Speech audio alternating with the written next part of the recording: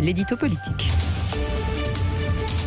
Et c'est avec Françoise Degois. Bonjour Françoise. Bonjour chère Cécile, bonjour cher Patrick. Oui, il n'y aura pas de remaniement, en tout cas c'est Emmanuel Macron qui le dit, il laisse entendre dans les colonnes du magazine Elle. Fin du suspense signé par le chef de l'État qui considère qu'on ne peut pas tirer un enseignement national d'une élection locale. Alors on appelle ça comment, Patrick et Cécile? On appelle ça le déni. Il ne s'est rien passé.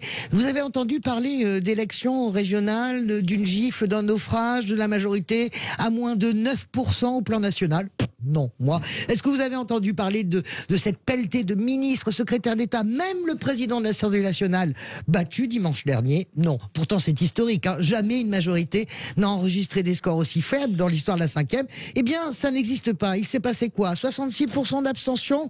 Il ne s'est rien passé. On appelle ça le déni. C'est la stratégie choisie par Emmanuel Macron. Il n'y aura pas de remaniement. Je garde Jean Castex. Pourquoi? Parce qu'une élection régionale ne peut ne peut devenir et avoir des conséquences nationales. On ne change pas le Premier ministre, on ne change pas le gouvernement. Bref, on fait comme si de rien n'était. Oui, est-ce que c'est une bonne stratégie alors? Ça a toujours été en tout cas la stratégie d'Emmanuel Macron. Ça n'est pas la première fois que ça arrive comme si de rien n'était. Souvenez-vous, les gilets jaunes, c'est pas si vieux.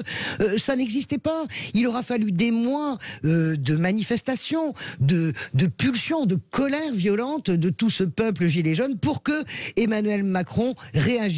Les municipales, il ne s'était rien passé non plus pour le chef de l'État. La grande stratégie du chef de l'État, c'est d'enjamber en se disant de toute façon, les choses tomberont d'elles-mêmes. Idem pour la réforme des retraites. Mais pourquoi se gênerait-il? Les sondages, qui eux aussi ont fait naufrage. Je vous rappelle qu'ils ne se sont pas plantés uniquement les sondages sur le score du Rassemblement national. Ils se sont plantés à peu près sur tous les scores, avec des écarts parfois de 10, 14 points. Les sondages tambourinent le duel Macron-Le Pen. Vous vous rendez compte que dimanche soir, nous étions à 66% d'abstention.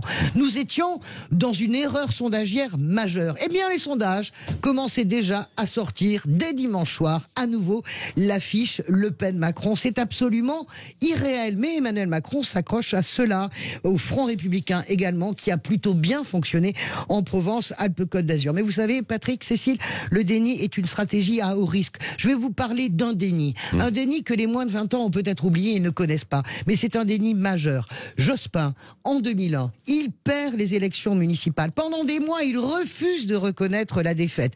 Pourquoi? Parce que les sondages lui disent de toute façon, tu es vainqueur face à Jacques Chirac. Finalement, il reconnaîtra du bout des lèvres que les municipales n'ont pas été formidables. Pourquoi est-ce qu'il ne le reconnaît pas? Parce qu'il est persuadé, il est bercé par les sondeurs, il est bercé par les conseillers qui lui disent Lionel, ne t'inquiète pas, face à Jacques Chirac, il n'y a que toi.